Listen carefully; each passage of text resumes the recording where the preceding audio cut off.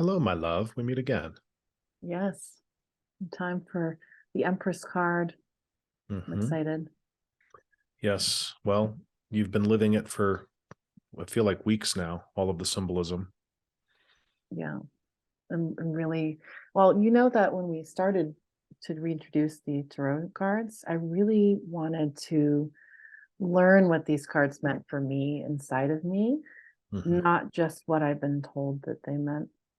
Right. And do So, you feel yeah, that that's happening? I do. Yeah, and as I look at the symbolism again in this card, it's sort of annoying actually. Because I'm living, I mean, I think we all live very archetypal lives, but I'm really living and exploring and beginning to understand even more deeply the themes of this card Yeah. and and the dark side of this card. If there, I don't know if you agree that that's a thing, but I like, mean, there's a shadow side of any principle or archetype, certainly. Yeah. mm, so maybe we should just get into what this card is, and then we can both talk about how we've Hmm. learned to Sure. embody this card. Yeah. Just to share my sense of having similar experiences as to what you're describing for the last couple of weeks. This is what I always come back to when people ask about tarot in general and its meaning and its origins. And, we talked about this in our sort of early intro to this series, that there are questions about where it began and who started it and what its intentions were. But every time I study this or go through it or teach it, there are experiences like what you're having where, we've been talking about, it's been like a month since we've done a recording, since we last did the high priestess. We've fallen behind a little bit, and we haven't really even been thinking about this card. It's been the next one up, and here you are having all of these direct experiences of the themes of the card, of the symbolism. You had talked about possibly sharing, a dream that you had that maybe we get into or not, but people can just take our word for it that this dream that you just had last night that we started talking about this morning is literally full of Empress symbolism, right? Mhm. And the idea is that these cards are living in us, right? And so that's what I come back to when people ask about the origins and the meaning and the intentions. Like, there's some questions about where it all began, but the power of the symbolism and of these cards to me is beyond question, because things like this happen all the time Mhm. without us thinking about it or without us even knowing it. We're living and dreaming the cards themselves. And I also think, you said we're falling a little behind, but I think that we are following our perfect timing for how we're talking about these cards Sure. and how we're exploring them, because I have needed to digest this card in depth for ever. Mm-hmm. And I have over the years thought about, I mean, this card is an image of the mother, the goddess. Right. So I've been doing work with my own feminine self for years now. And just now, I think beginning to feel like I know her. Mm-hmm. But I don't just know her in my mind. I know her in my own cells. And it took the last 6 weeks for me to feel that sense of confidence. Sure. It would have been, I'm going to go out on a limb and predict, it would not have been as good of a conversation with less knowing. Sure. So good timing, I think. Great. Well, one of the main themes of this card is understanding. So Woo, there you go. shocker. Indeed. Okay. So let me do a quick share here and we'll review. So again, this is what we call the tableau. It's the 22 cards laid out in order. And always as a reminder, the Fool card is just out of picture up here at the top. So we had the Fool card, which is the non-gendered or androgynous principle of all. And then we have card number 1, which is the masculine principle of the magician. Card number 2, which is the feminine principle, and that is the passive subconscious mind, specifically the high priestess. So the masculine principle, the magician, is consciousness or self-consciousness. The high priestess is the passive subconscious principle. And then today we're going to talk about the Empress, who is the active subconscious principle. Okay. Mm-hmm. And there's all sorts of fun things that happen all throughout Tarot in terms of how the cards lay out, the numbers, the relationships to one another, the Hebrew letters, etc. And here's one of the early ones. You have 1 plus 2, which gives you 3. Okay. You also have yellow plus blue, which gives you green. Right. So, and again, that's not just a happy coincidence. That points to one of the central themes here in this card, in active subconsciousness, and of everything that we're going to be talking about here, which is that the Empress is a combination of the magician and the high priestess, and everything we've talked about in those 2 cards and those principles. So if you think about 1 as the masculine principle, and even in this card, we talked about it, the wand is this phallic symbol, right? So this penetrating masculine principle of attention, self-consciousness and attention. And you combine that with the Virgin, right? Remember, this is the mother goddess. These are both mother goddess, but this is Virgin Mother, right? You combine the masculine principle with the virgin feminine, and you get the pregnant feminine. Or yellow and blue is green.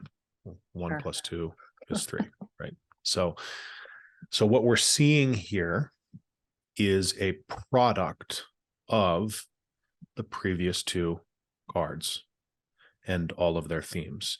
And indeed, one of the central themes of the Empress is multiplication. So when I say product, right, in the same way that we use that term in mathematics, that when you multiply 2 things together, the result is their product. So anything else here about the tableau before I move on that is jumping out to you? The only thing I want to point out, because the other card that you're going to show does not depict this. If you look at the Empress, she is looking at the Emperor. And he's looking back at her. Yeah. Yes. So thank you. So the card that I'll share in a moment, and that will be up in the background during most of our conversation, is a slightly older version. This is the sort of most recent edition or version here, where she is looking to the right, which symbolizes east. Okay. In the card that we're going to share in a moment, she's looking straight out in the same way that the high priestess is. Now, you can go study something called the cube of space, which is how the tableau functions in 3 dimensions.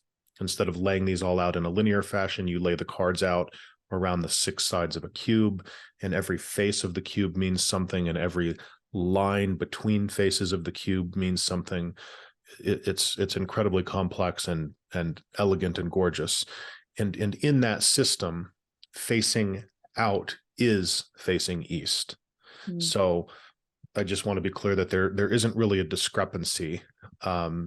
It's just that somewhere along the way, somebody decided that looking at these cards in linear fashion and studying them one at a time, that having her actually face east or right towards where the Emperor is sitting in the tableau would resonate more with people. And I kind of agree. So, Okay. so she's facing east, which is the realm of the rising sun.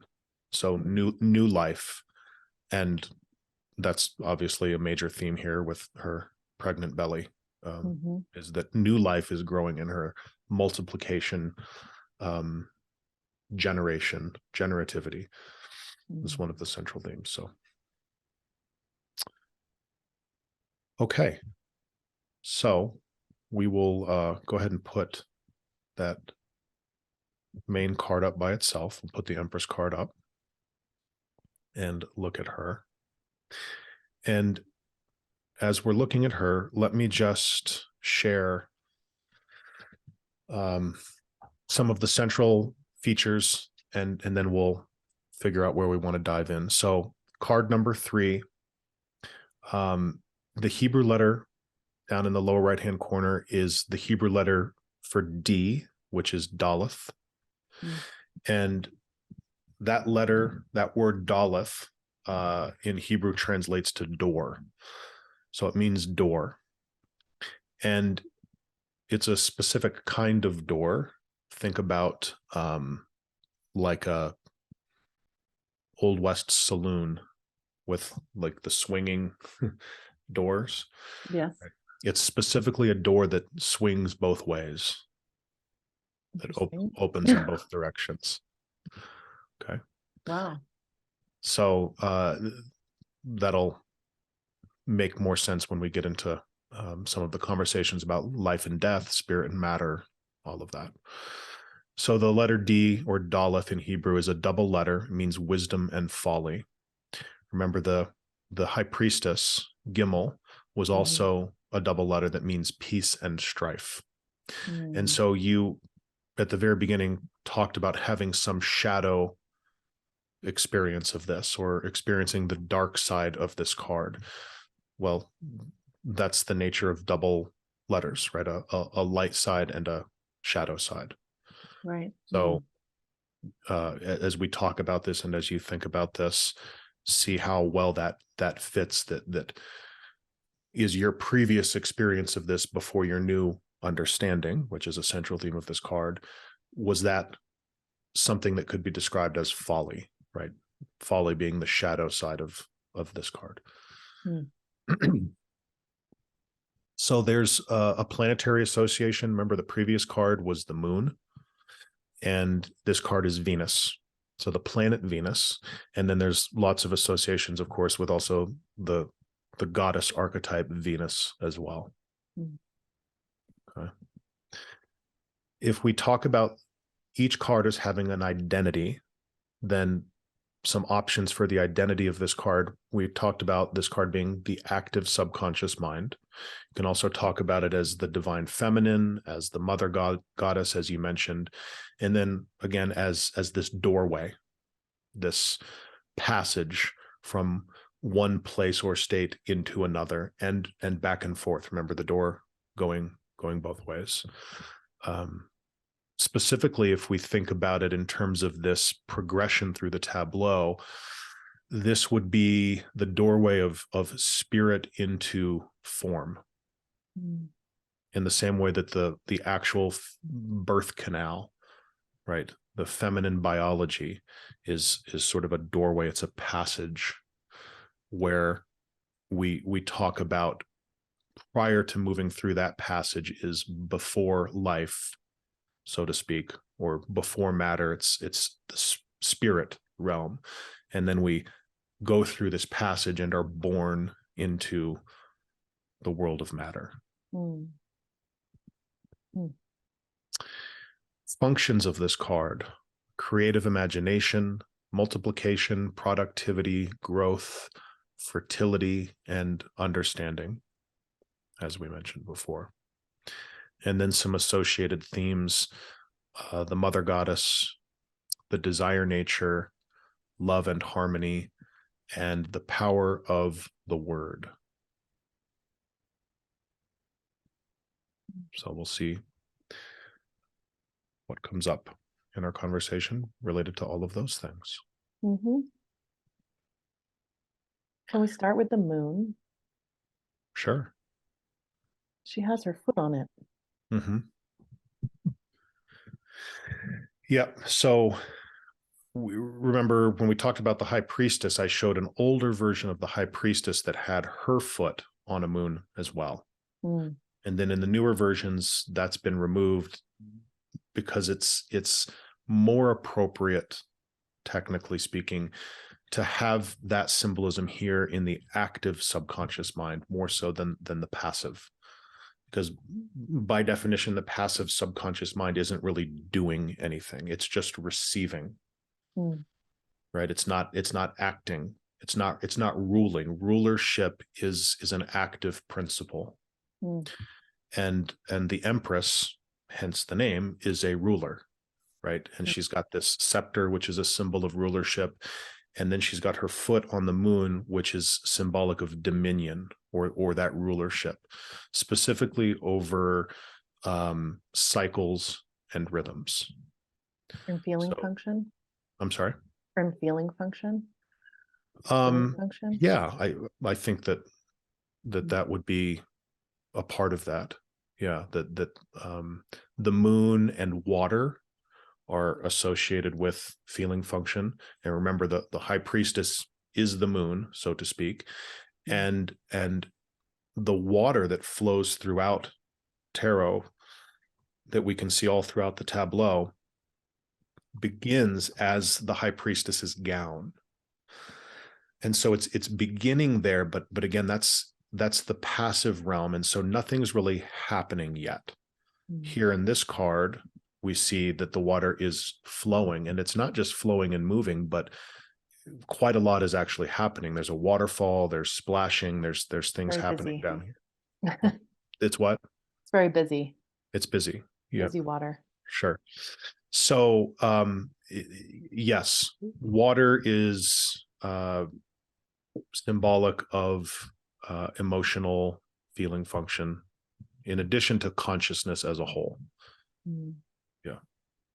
And so in the same way that emotions have tides and rhythms and just sort of come and go, that's symbolized by the moon and the way that it appears to come and go in the sky.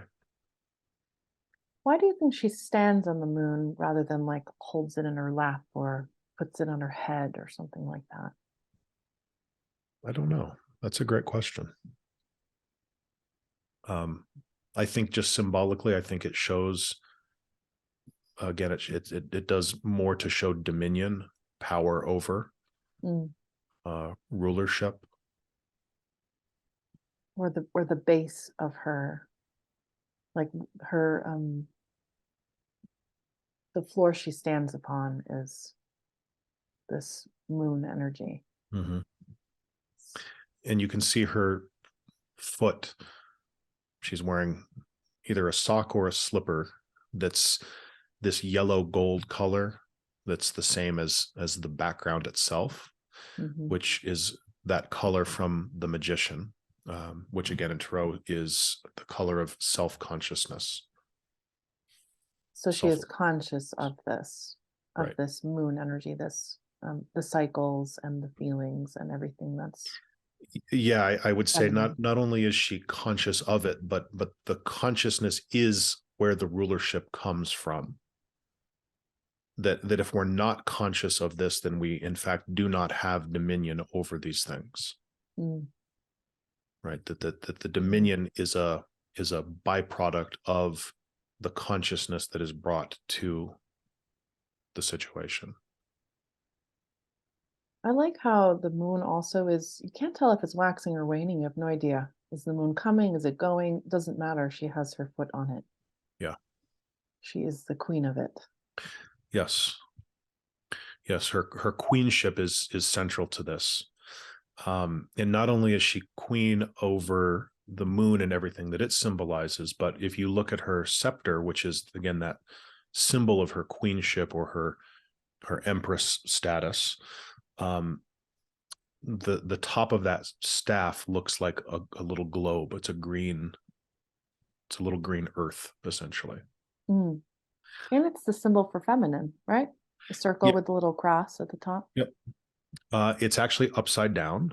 So the symbol for Venus is a circle with an upside down cross projected downward, right? Okay. And so normally what that symbol represents, where it comes from, like in astrology, for example, that's the symbol of Venus, right? That the circle on top represents the superiority or primacy of the masculine or spirit principle. So that's the zero, the fool, the primacy of the fool or the spirit principle, the spirit realm. And it shows a merging or a mating, right, of spirit and matter, the cross being the symbol for matter. So it shows those two in combination, mated together, but with the spiritual principle on top. But here in her realm, it's the opposite. The cross is on the top. So it's to use a phrase from Jungian psychology, this is a picture of the primacy or elevation of the feminine principle. So the feminine principle being associated with matter and the world, and the masculine principle being associated with spirit or the heavens or the sky. Okay. So coming back to your statement about her being queen-like, right? Yes, she is the ruler of all rhythms and tides, but more than that, she is the ruler of all matter, of the manifest physical world. That's what her scepter here represents. There is an important point of clarification that I want to have to contradict myself when we get to the Emperor next week. She is the ruler of all of those things in their interior function, because remember, this is a card of subconsciousness, and even though it's the active subconscious, it's still the subconscious mind. And so this is more of an interior introverted rulership. But compared to the principles that we talked about in the Fool and the Magician, which is purely that sort of non-dual mental realm, the realm of pure awareness and consciousness, right? Compared to that, we would describe this interior space that she rules as the material world. It is showing up in manifestation, right? The human psyche, by definition, only shows up in the world. If we're not in the world, whatever there is of our psyche, wherever it goes or whatever happens, it would be incorrect to continue to describe it as human. If that makes sense. It does. Yeah.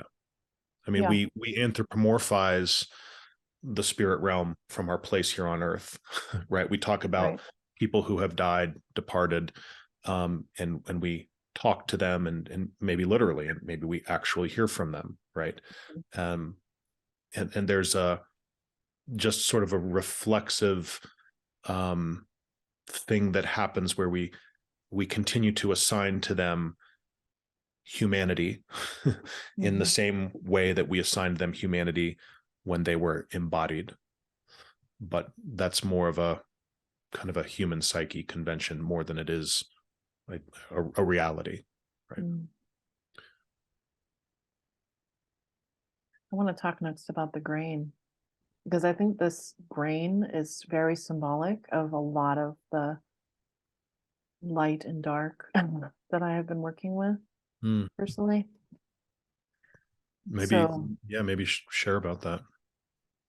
So one of the functions of motherhood is feeding your children and having, and a mother is, I read this in a book.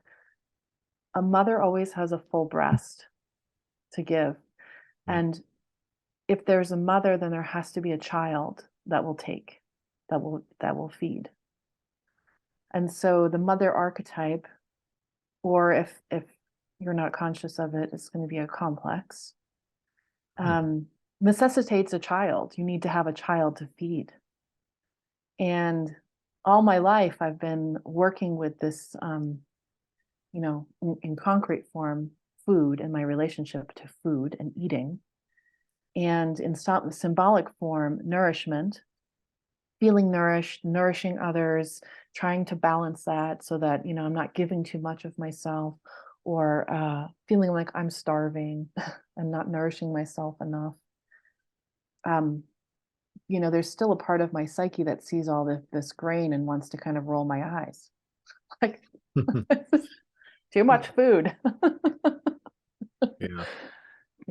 It's very plentiful. Yeah. But I see when you look at the card, it's not like the grain is covering her. It's not covering the whole card.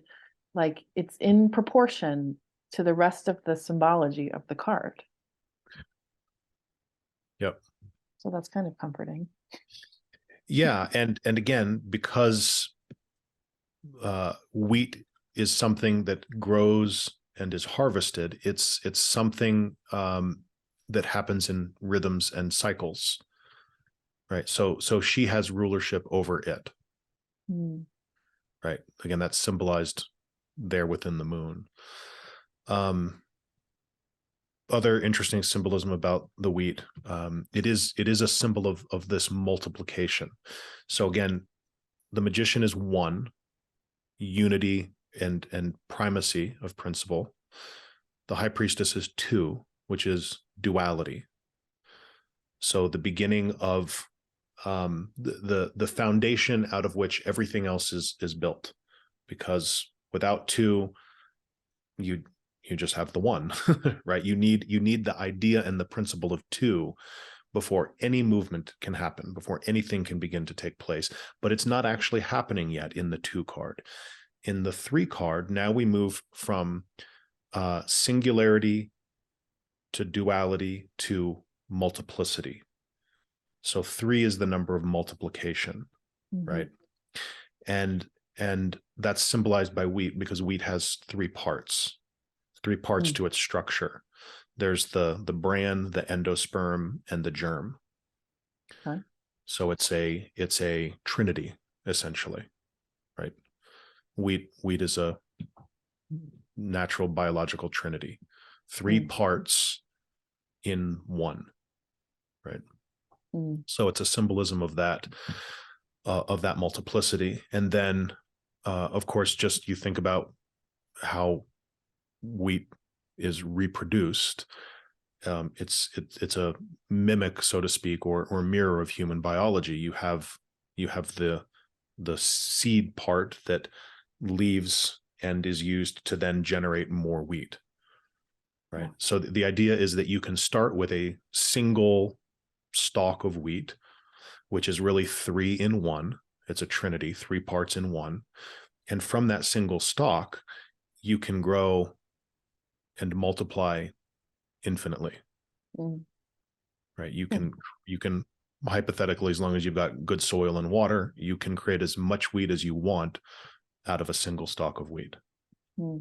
So that's this principle of multiplication. How fascinating, if you think about our culture, how many people are wheat intolerant. Interesting. Yeah, I hadn't thought about that symbolism. Like, everyone is gluten-free or thinks they are allergic to the mother, basically. Yeah. Or has developed some kind of immune response or allergy to what? Sort of bastardized forms of wheat, right? If you kind of believe the stories, like the story is that our wheat has been modified, GMO, whatever, and that people in Europe don't have nearly as many problems as we do, right? Right. Yeah. That is. I wonder how much of that is true versus we are a very patriarchal society. Mhm. where some parts of Europe are far more matriarchal in how the women are more empressy than emperors. Mm. And in our society, our culture, women, this is gonna sound stupid, women want to be men. Well, They do. yes, I think, In a lot yeah, of I mean, ways, the obviously power of men anyway. you're not speaking obviously for every single woman, but I'm not. certainly culturally, yes, what you're describing is this force that um has been a part of the women's movement, right? Um Mm. that in its light form as opposed to shadow form, if we look at the symbol of this scepter, really what is being desired there innately is to elevate the feminine principle, Mm-hmm. is for femininity to be put up on the same level.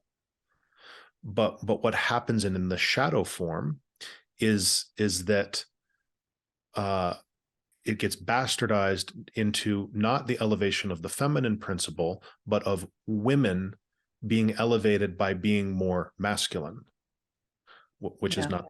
not the same thing. And so it looks like um, women being focused on uh, material, women are just as capable of running successful companies, right? Climbing the ladder. Climbing the ladder Yeah. and doing things that are more masculine in nature. And of course, all of that is true. Yeah. women are clearly just as capable, clearly should be paid the same, clearly Yeah. should have the right to vote, and so on and so forth. Like, all of those things are good and true, but they're not the elevation of the feminine principle. Mm-mm. They're it's more women um finding a place in a patriarchal society by being more masculine, and And that's not not the same. even a healthy way, more uh, shadow masculine, Yeah, yeah, seeking power, seeking higher, wanting to be more hierarchical.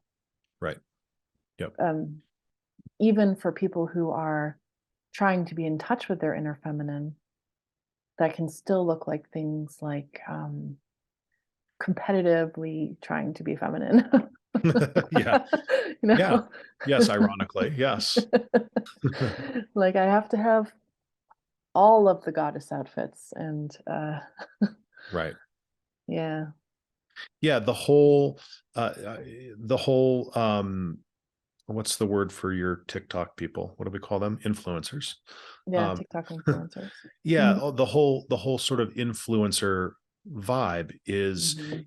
even in the forms that are, quote, celebrating the feminine, Yeah, right, body positivity, women taking control of their life and their resources and their careers and being entrepreneurs. And again, there's no judgment of that. That's all wonderful, but it's also all masculine in principle, sure.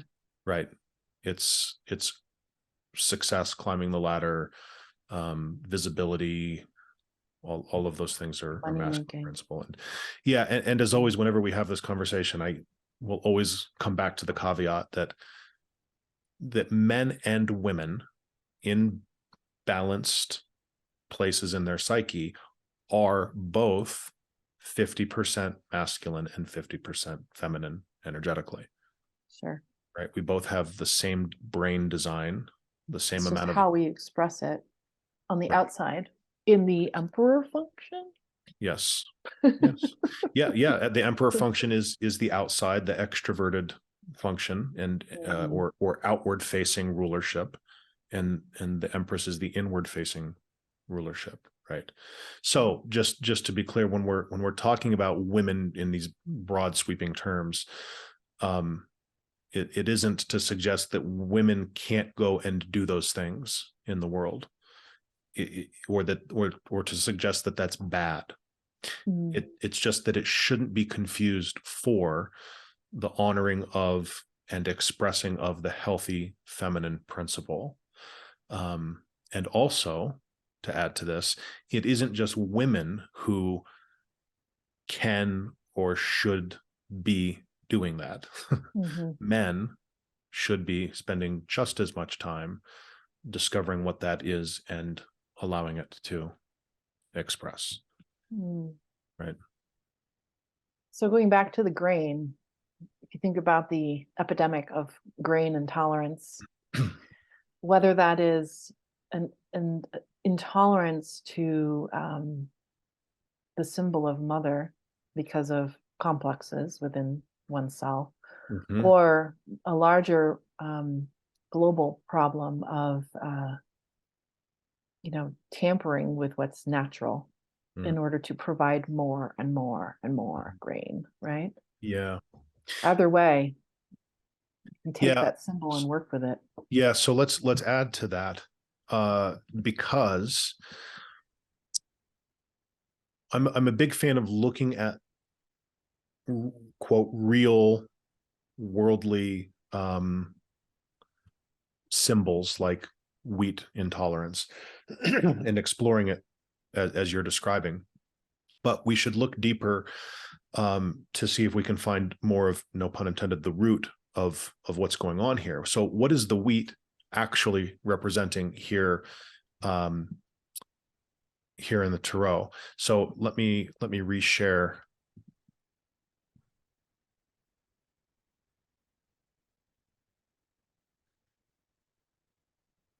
Okay, reshare the tableau. Mhm. Remember, the wheat is the product, right? The wheat is the end result of the equation. 1 + 2 = 3. Yellow plus blue equals green. So the wheat is the product. It is the thing that we get when we multiply. Mm. But what is actually being multiplied? In other words, what is the wheat symbolizing? Remember, this card is really about our interior space. So what is the wheat of our interior space? It's the product of what our attention and the passive subconscious mind create together. Mm. So to reframe a little bit or expand upon your question about this wheat intolerance, if we're quote creating wheat that is bastardized and not healthy for us, what does that actually mean in our psyche? It means that there's something happening over here in the masculine principle, Mhm. in the magician. There's something wrong with the seed. Does this, are you following? I am following. Okay. Um, Somehow poison has been planted exactly. into the high priestess. That's right. Remember, the high priestess, this passive subconscious principle, receives whatever is given to it, Mm. and the subconscious mind, as deductive reasoning, it takes whatever it's provided with and then produces or multiplies logically based on that. Mhm. So if we find ourselves with this literal or metaphorical wheat intolerance, right?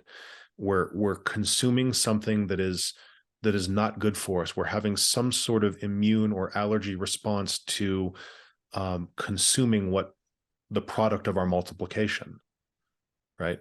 Mhm. So that means going back over here and looking at what we're doing with our attention, what we're doing with our focus, with our self-awareness, self-consciousness, and what we are projecting into the garden, the fertile Mhm. soil. It's not a garden yet. It's just, the high priestess is just the fertile soil.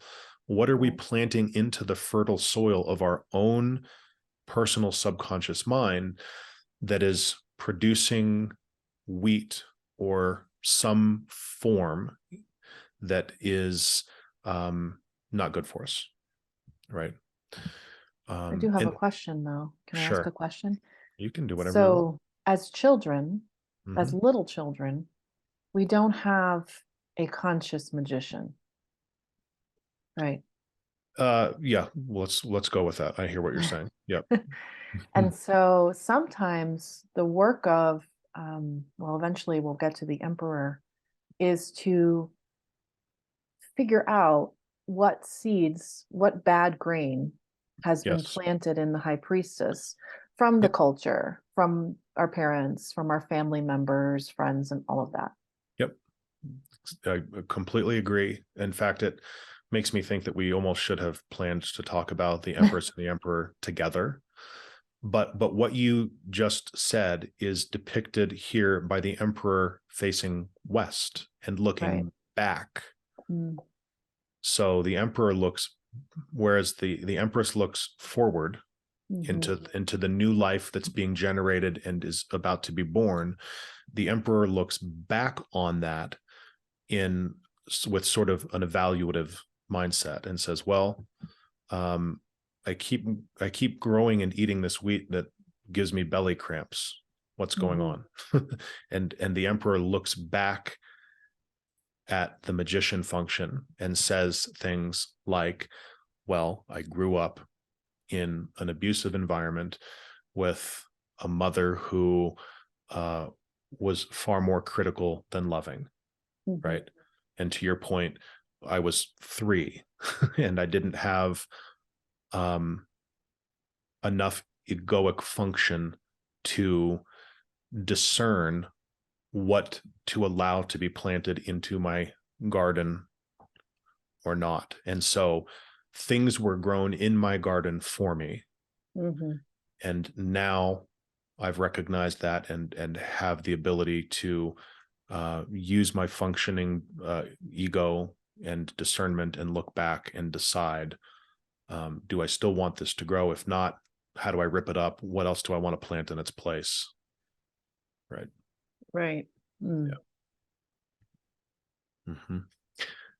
So yes, we skipped a little bit ahead there, but I think it's necessary in terms of talking about, we'll go back to the Empress here, in terms of discussing this really cool point that I'd never considered before about this wheat intolerance, right? That something is growing in the subconscious mind, something is being produced or multiplied that we may be actually subsisting on, like it in one respect is actually keeping us alive, but at the same time is poisoning us. There's something just off about it.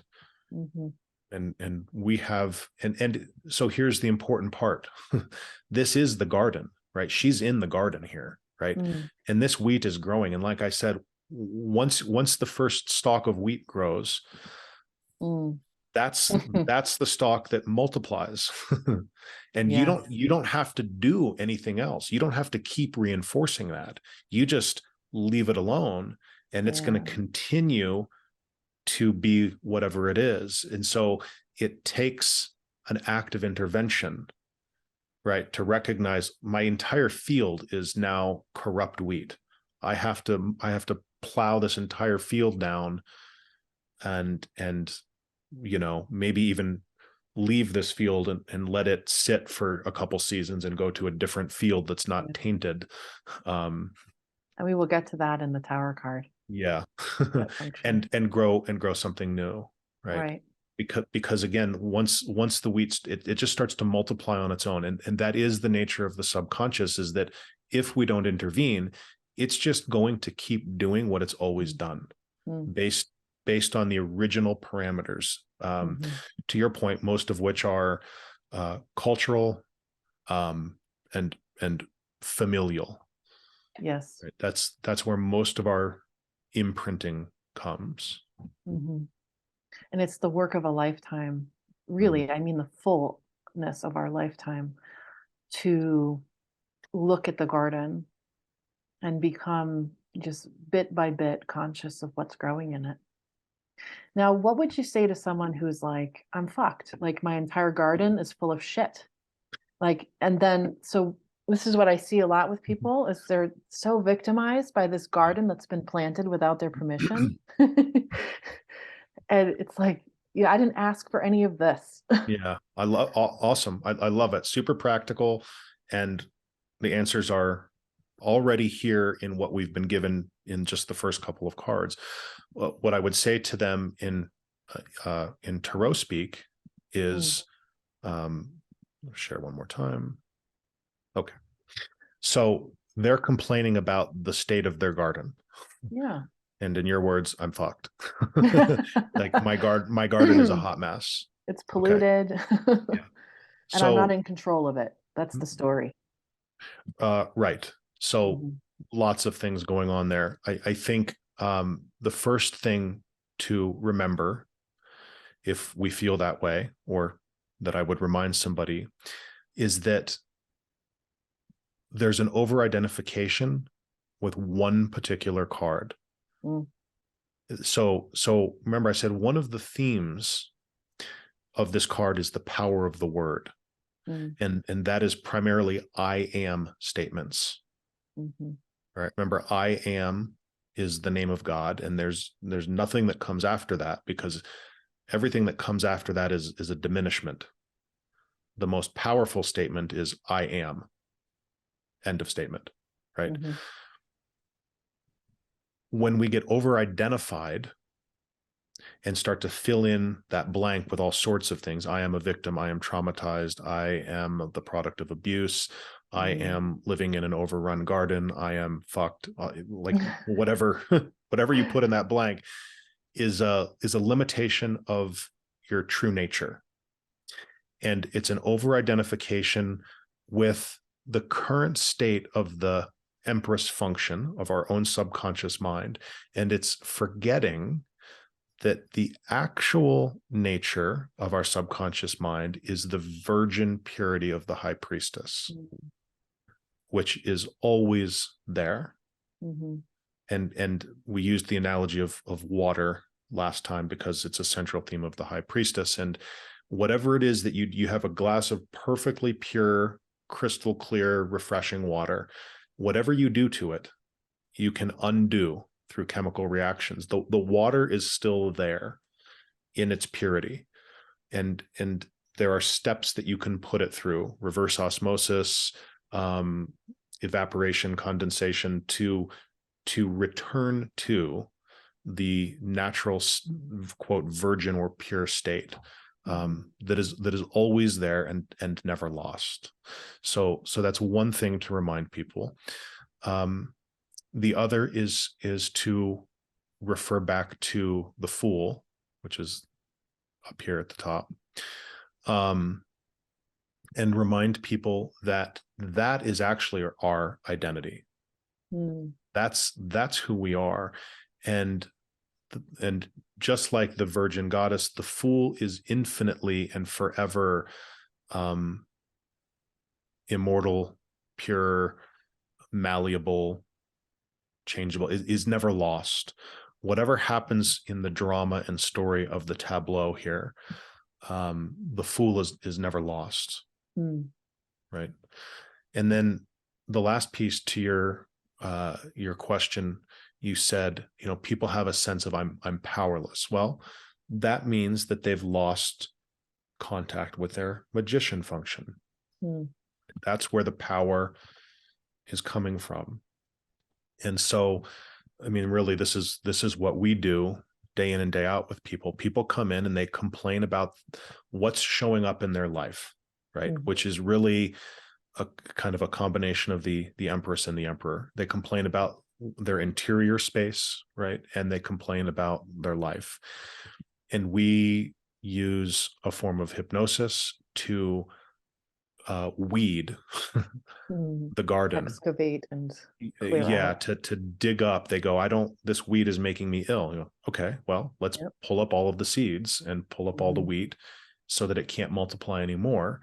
And once that's done, then it's easier for people to then, sometimes, not always, for people to then rediscover and reaccess this magician energy, because the things that they then plant anew, it's easier to see. It's easier to see the new form of wheat or the pear tree that you plant in the garden when your garden isn't being choked out by weeds. want to add to that a little too. Great. So people come in with a distressed, sense of their garden. And the message of traditional New Age spirituality, and which a lot of people are coming to us with that because those folks are typically very interested in and open to hypnosis, Hmm. is that you have created your reality. That Right. you have created everything in your life, which is true.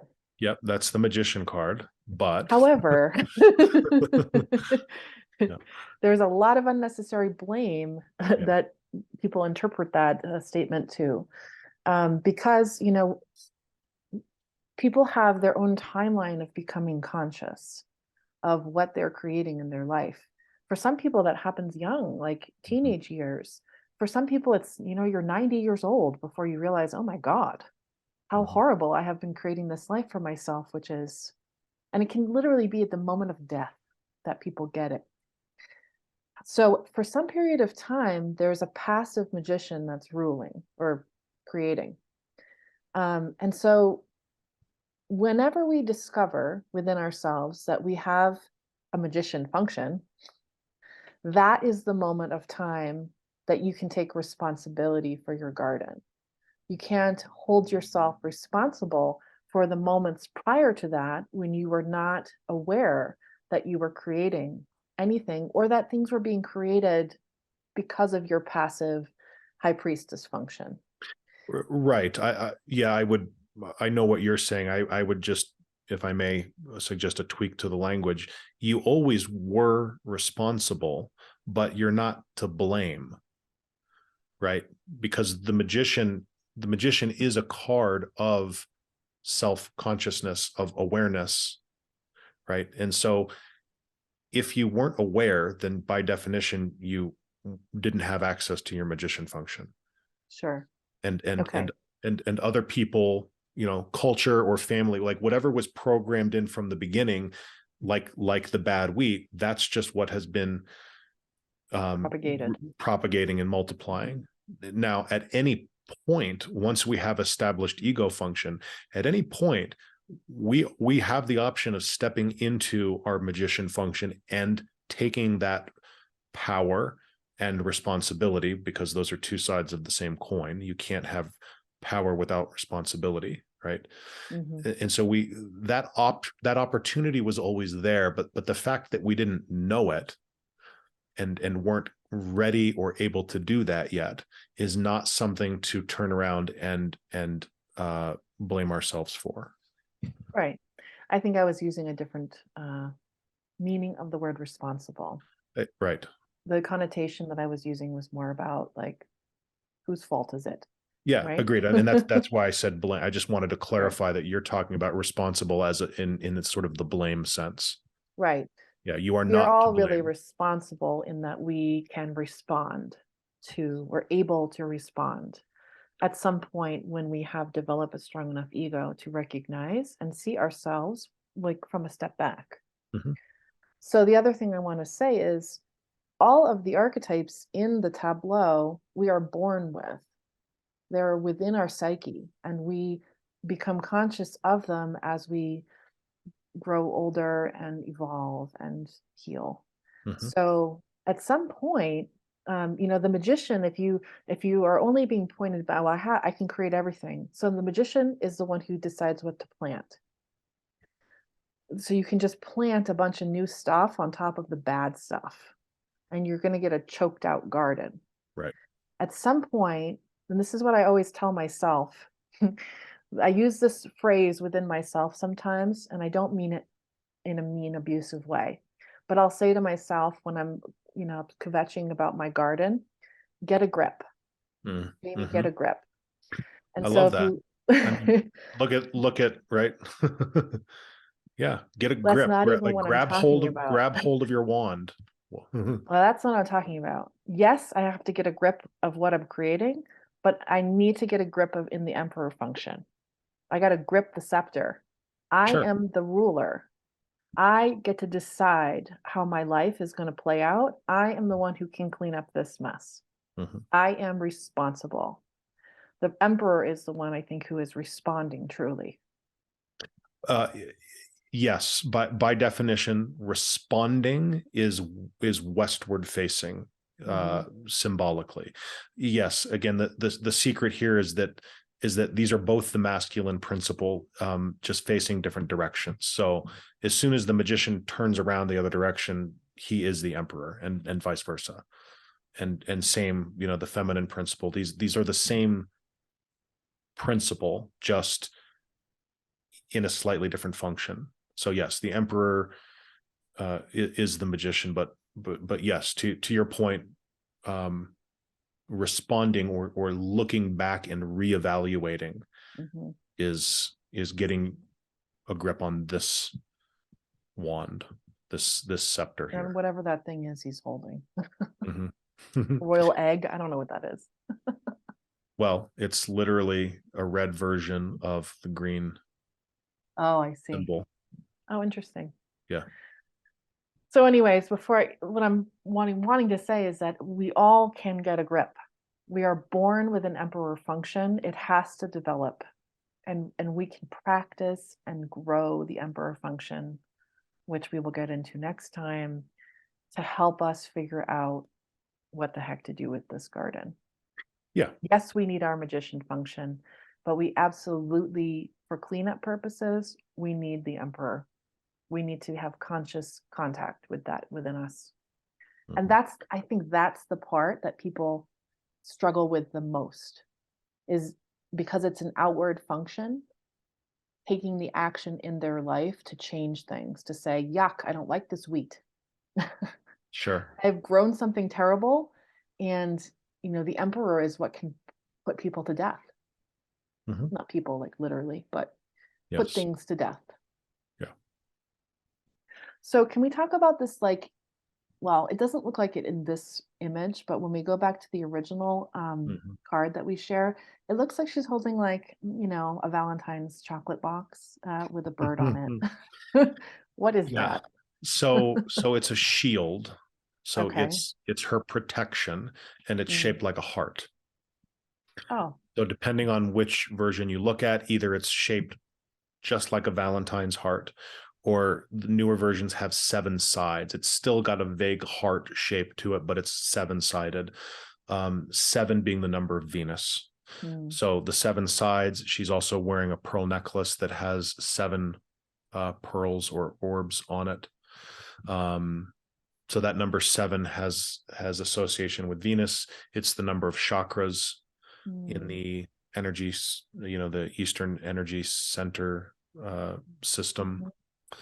So it's a reference to that, and the white dove on the shield is the white dove is always a symbol of the Holy Spirit.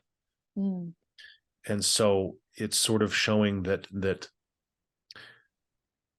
everything happening in nature is really the spirit in action.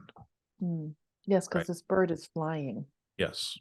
It's not just sitting on a twig or something. It's spirit in movement, and how we contact spirit in movement in the human experience is through the heart. So this is not a thinking function here. This is not really intellectual. Emperor, intellectual. Empress is heart, feeling. You talked about water and moon. Well, you talked about moon and I brought up water, representing feeling function. This is absolutely a card of feeling function in the sense of the metaphorical heart, right? And heart and red also has associations with the red roses, which is the desire nature. So all of these things are sort of living together here in the symbolism: heart, desire nature, and Holy Spirit. And so practically speaking, I think what this means for us is that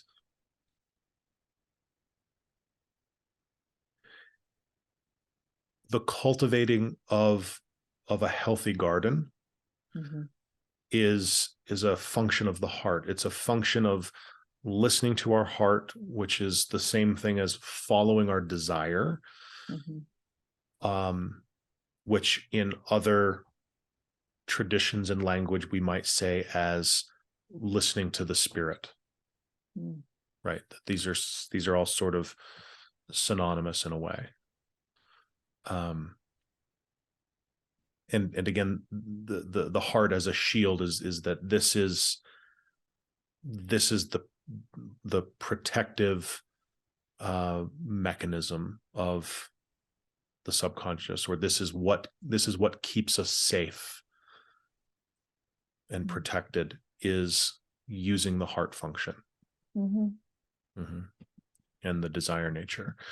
So to echo back to the magician, remember there's the roses here, and we talked about how even here in this masculine principle card, the feminine principle is present. Like there's nothing to direct if not for the feminine principle. Right? And so the magician is in this process of using the desire nature to create something anew, the tulips, the white tulips. Well, where is that desire nature coming from? In other words, where is the fuel and power behind our access to our magicianship? It's the Empress. It's the heart. It's desire. That without desire and the organic movement of spirit through us, right? Then nothing really gets done. Nothing happens. The magician doesn't get up off the couch. Yeah. Yeah. What is the meaning of the little the upward facing triangle I know is a masculine triangle. But the color scheme on the front of her dress. Sure. Let me go back to the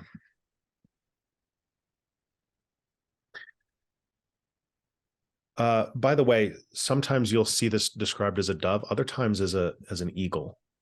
No. A white eagle. I think the idea is the same. The additional element of the white eagle is that it brings in some of the Scorpio reference, which has associations with the color red, strong associations with the desire nature, and the eagle being the highest form of Scorpio. So in astrological symbolism, most commonly we associate Scorpio with a scorpion. That's actually only the second evolution of Scorpio. The first one being like a grub or a bug, basically, like a troglodyte, a really undeveloped expression. And then the next evolution is the scorpion. And then the highest evolution of Scorpio is actually the eagle. So a white eagle being your favorite word, purified Scorpio nature or desire nature. Okay. So the symbol here is the triangle is 3. So we talked about the 3 aspects of grain. We talked about 3 being the number of multiplication. We talked about Trinity. So all of those things are symbolized in triangle, 3 sides. The red is that Mars / Emperor energy. It's active, it's activity. Remember, this is the active subconscious, and she's got that red Trinity energy right over her heart, and heart and all of its metaphorical meaning being central to this. But also there's the white stripe again, which is the symbol of purity. Right between her breasts. Mother, symbol of mother. Okay. And I noticed she has 12 golden stars on her head, over her head. Yeah. It's not really a crown, is it? Is it meant It to be a is. crown? It is a crown, and actually, great. I'd forgotten about this, and this is pointing towards what you mentioned earlier, which is that a lot of what is happening in the subconscious mind and the rulership of the subconscious mind is, to use an expression, quote, preordained, i.e., written in the stars. So there's 12 stars here, which are the 12 signs of the zodiac. And so what this is telling us, it gets to this sort of paradox and mystery of who we are and what we are, and where is our power and control, and what are we going to do about it. That yes, we all at some point show up and take ownership, use our emperor function to reevaluate, step into our magician energy to create consciously, to evolve our garden, to develop our garden. And we do have the power to do that. And yet at the same time, that's also happening in conjunction with certain elements of destiny, we would say. That certain things about your garden and the rulership of that are simply written in the stars. And at least at this point in in our conversation and in our journey through the tableau, are non-negotiable. Right? Like there's no magician ownership that I can step into that's going to make me a woman. Let's leave the like, conversation aside. I wouldn't Yeah, choose that for you. there's approximations. Let's fine. Let's include that and let me be more accurate and kind of respectful to time and the situation of what's happening in the world. There's nothing I'm going to be able to do that's going to make me a mother. Okay. I can't give birth. Right. That is written in the stars. And there's no amount of ownership of my magician energy that's going to change that. That's a part of my destiny, is to not physically give birth. It's not going to happen. Right. It's important to say physically, though, because you have a mother function. Yes, absolutely. Mother function, divine feminine energy, all of that. And just to kind of go with that, because I can't emphasize enough this point, that anything that's depicted here that we want to experience or can experience, or that's available in the realm of archetypal experience, can be experienced in its fullness within us, in our psyche, symbolically and energetically. Right? So I absolutely can tap into the energy of motherhood and, quote, give birth. It's just not going to look like me pushing another human being out of my body. Right. That's not going to happen, hopefully. Well, Right. in some ways, then, the way that astrology affects us, or even just more generally, these destined things that influence us, is really more limited only in like a literal sense. Yes, that's right. 100%. Only if we're still operating in this artificial split. We're getting way deep here, and that's fine. What else are we going to do on Wednesday afternoon? It's our podcast. Yeah, we do whatever we want. Buckle up, people. Yes, it's the distress or sense of loss, or frustration, or railing, raising our fist against the universe. How dare you? Why, God, why? It only comes when we're still living in this artificial split of interior, exterior, or literal, symbolic, right? You and I have had this conversation many times at this point, that to me, there is no difference between literal and symbolic in my life. Not anymore. So I view my literal life as symbolic, and I view my symbolic life as literal, and vice versa. And it's all just life.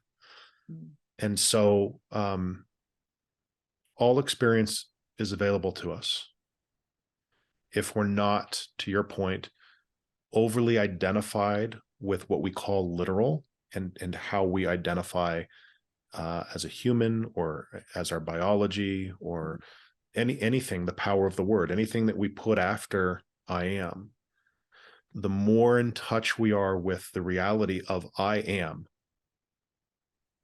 period, Right. as our identity, then in that space, that's the realm of the fool. That's where all potential dwells. And therefore we have access to everything. Mm. That statement that's associated with the fool, all the power that ever was or will be is here now. Mm. Right. And, conversely, I don't know if you've ever dreamed of giving birth from your body, but I have, since I was little, uh, railed against the destiny of being born physically a woman. Mm. Not to the point where I've wanted to get gender affirming surgery, right? But my dreams are filled with, and my poetry and my subconscious mind is filled with the images of having a phallus or Mm. wanting to have one. Mm-hmm. And it's taken me a long time in my life to understand that for me, that's really not about generativity or creativity or the power of making something in the world, but more about power itself. Mm. And understanding like the power of, I guess, the magician. Yeah. The Eating phallic. the Yes. unconscious. Yeah. The phallic power, for sure. Yeah. Yeah. I get, yeah. Sort of more mundane psychology would interpret that as, penis envy, and dig into shadow, the shadow stuff in the psyche. But assuming people have worked through layers, which you have spent most of your adult life doing at this point, right? That yes, there's a more archetypal symbolism present there, that Mm.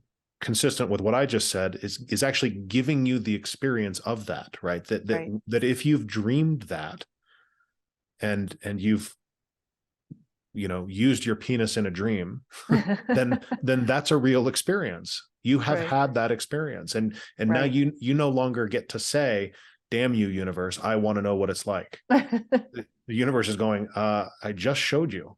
Right. And that is real. And so whatever is contained in the symbolism is now contained within you, within your psyche. And I can live it out.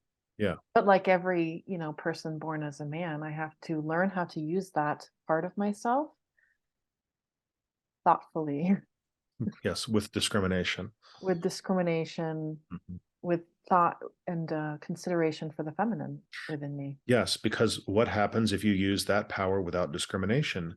You create new life in a haphazard way. Yeah. You multiply in ways that you don't really desire. Mhm. Right? You're Elon Musk with 18 children. Does he have that many kids? I don't think it's 18. I think he's got 8 or 9 with like 8 or 9 different women. So A lot of kiddos. not a great example of discriminatory use of the phallic power. Right. Right. He's creating willy-nilly, haphazardly. Right. Which again, that's what that literally looks like. That's misuse of the masculine energetic principle. Literally planting seeds without being conscious of what you're doing. Yeah. Well, we can only assume he's not conscious. Who knows? Well, yeah. Sure. I guess when you're a billionaire, it's less concerning that you have 8 other human beings to take care of. Anyway, we digress.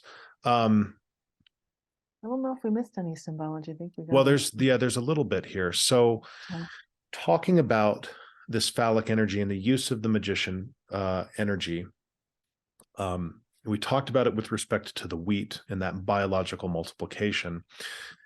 It's also symbolized in the river here. Mm. So we can see that the river is flowing in one direction behind her and then turns a corner and is brought down towards where she's sitting. Mm.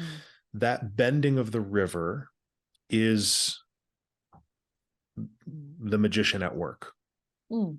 So the magician Yeah, is the one directing is where it yes, the goes. magician is directing the flow of consciousness. Mm.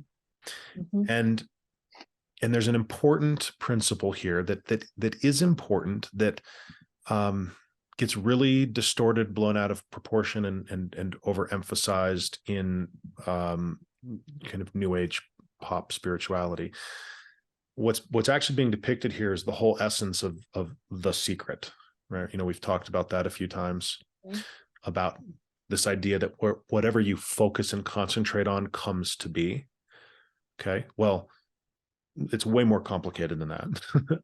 But that principle is true, right? That what we see here is the magician determining where the flow of consciousness should move, using focus and attention to do that, to direct the flow of the water, and then keeping the attention there to create a pooling phenomenon. Okay, Like a little so oasis.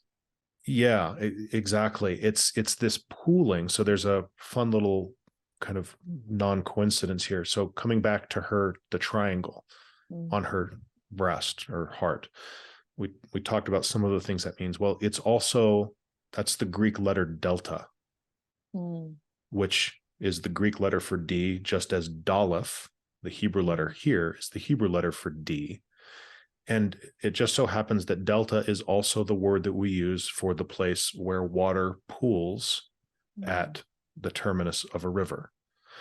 And what's significant is that deltas in that sense are areas that are just really essential to ecosystems. They're teeming with life.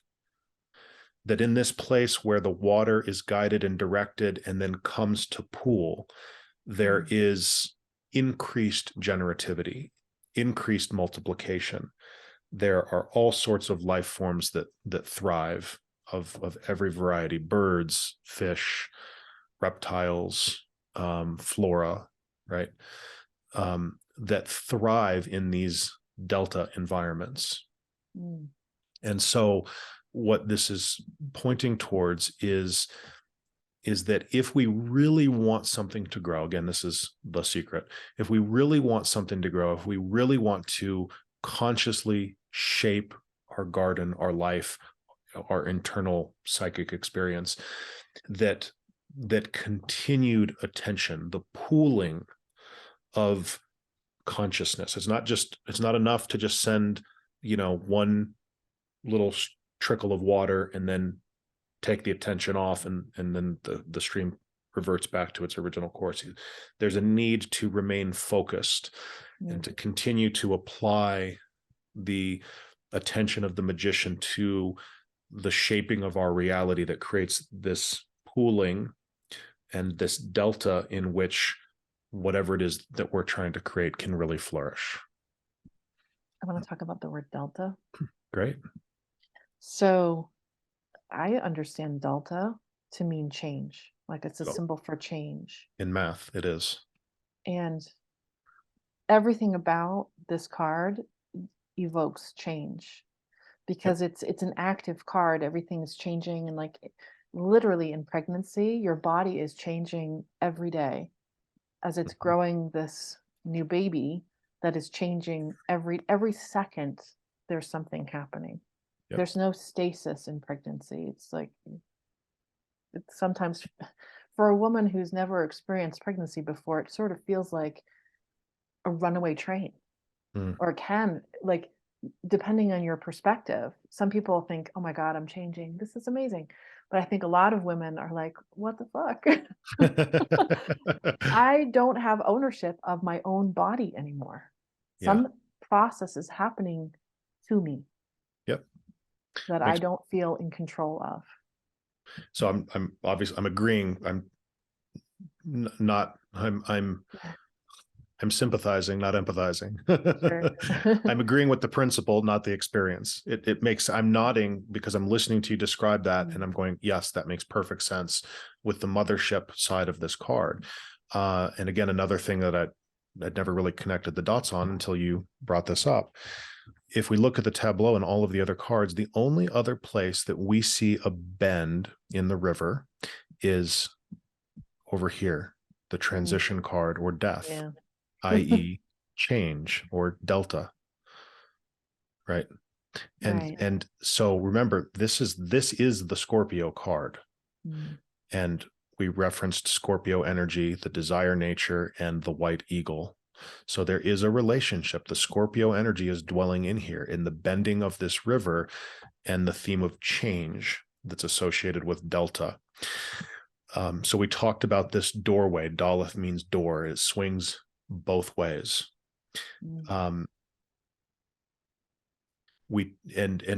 Just most fundamentally, we think about the womb and the birth canal as this doorway.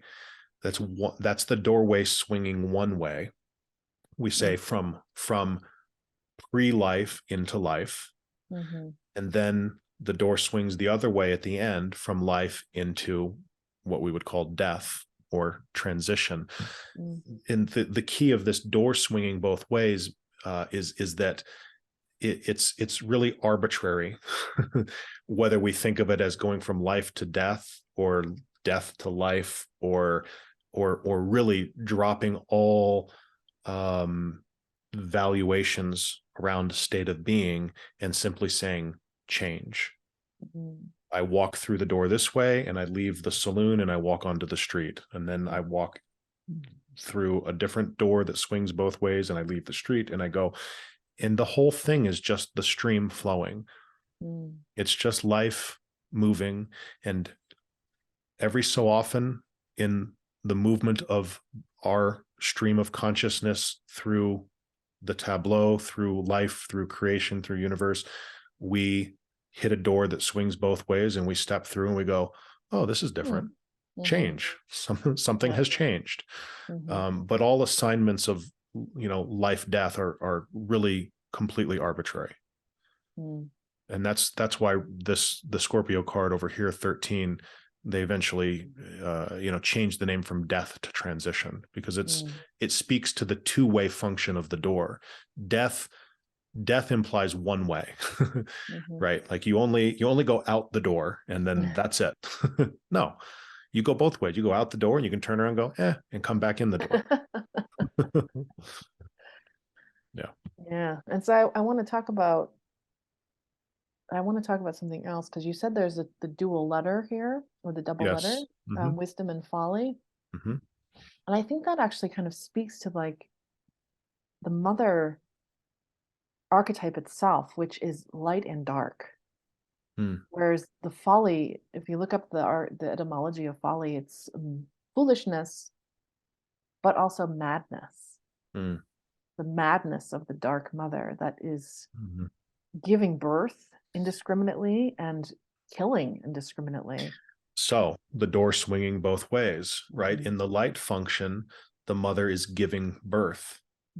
In the dark function, the door swings the other way, and we call that the devouring mother. Instead of generating life, the devouring mother consumes life, or life force energy. Yes. So, yeah, I think that's a great point. Okay, which we could probably do a whole separate podcast on the devouring mother. Yeah, could and probably should. Yeah. And I wanted to, do you have anything else you want to say? Because let me just highlight a few other things here briefly. The number 7 shows up again in the number of trees. There's 7 cypress trees. The significance there being that these are evergreens, and that suggests immortality. So in the same way that the virgin goddess is always a virgin, right? There's an immortality to the virginity.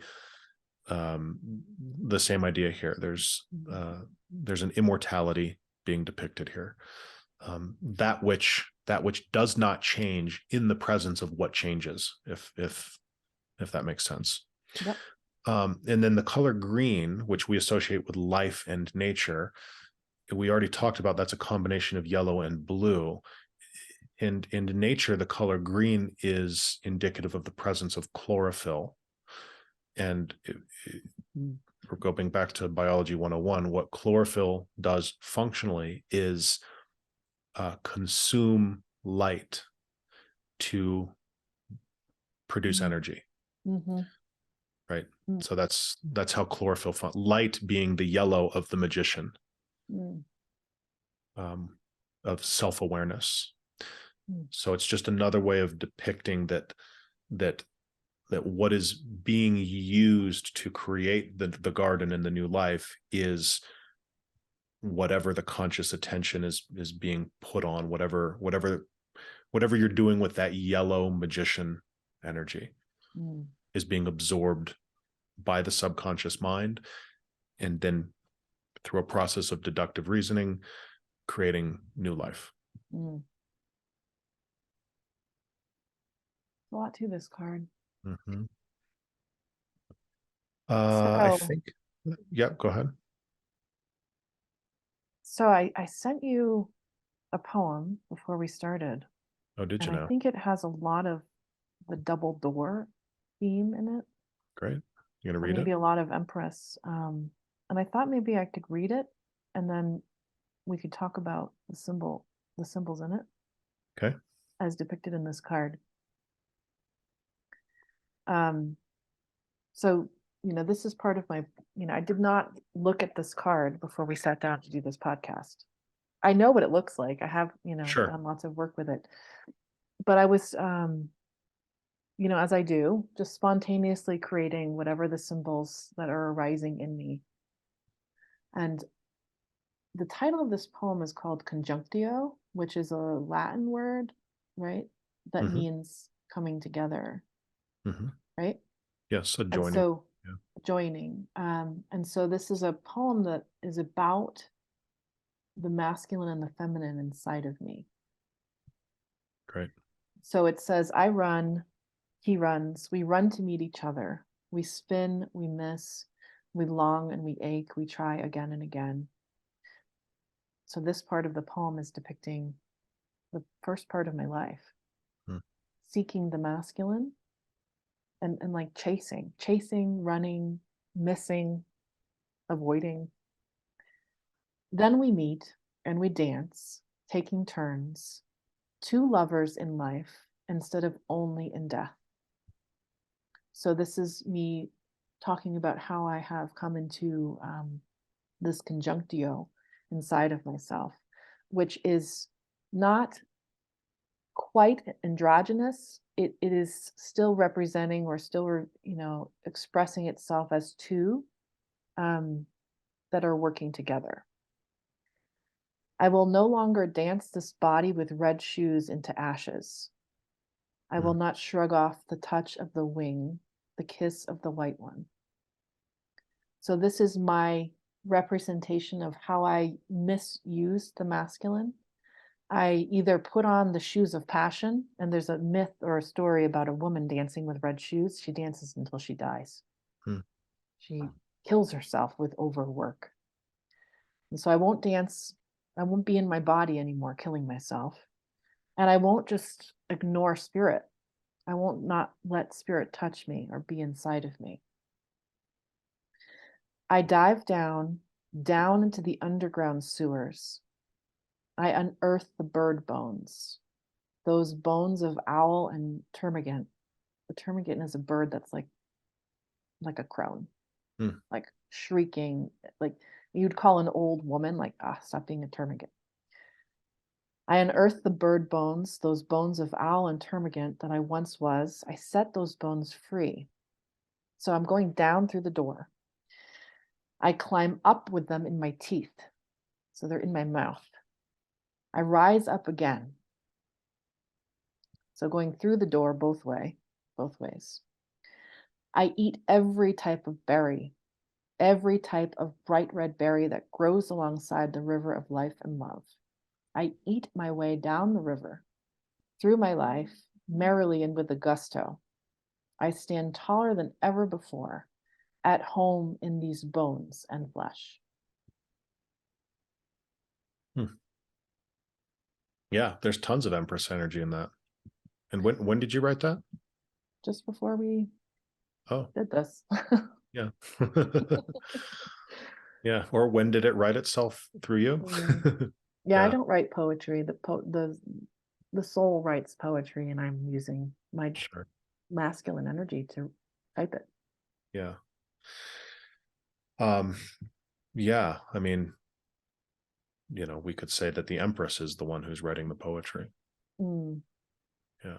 And look at all of the symbolism that she included, the white bird next to the river, talk about berries, the wheat is a berry, wheat berries, the red of the roses, the red that yeah. The bones. I don't know where the bones are in this card, but it's nature. Well, yeah, I sort of, the fact that you sort of went down for those, to me, it was almost like you're sort of resurrecting the spirit, the bird,